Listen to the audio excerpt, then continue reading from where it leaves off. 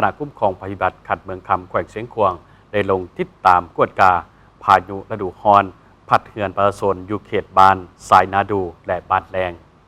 ในวันที่21-22 เมษายน 2026 ที่ผ่านมานี้คณะคุ้มครองภัยพิบัติขัดเมืองคำแขวงเสียงขวางได้ลงติดตามกวดกาพายุฤดูร้อนพัดเหือนประชาชนอยู่ที่บ้าน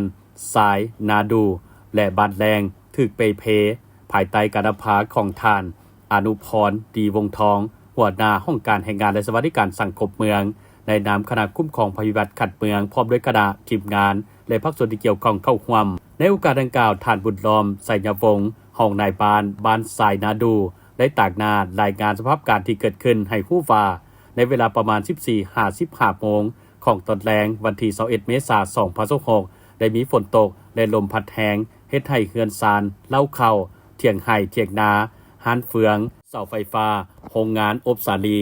และผลปลูกต่างๆทึกเสียหายเปเพเป็นจำนวนหลายซึ่งปัจจุบันภาคส่วนที่เกี่ยวข้องของเมืองกำลังเก็บกำข้อมูลผลเสียหายจากพายุดังกล่าวคาดว่าจะให้สำเร็จในไวๆนี้ถ้ามีความคืบหน้าแนวใดทางทีมงานนักข่าวของเมืองคำจะมีการรายงานให้ฮู้ภายหลังตื่มเอง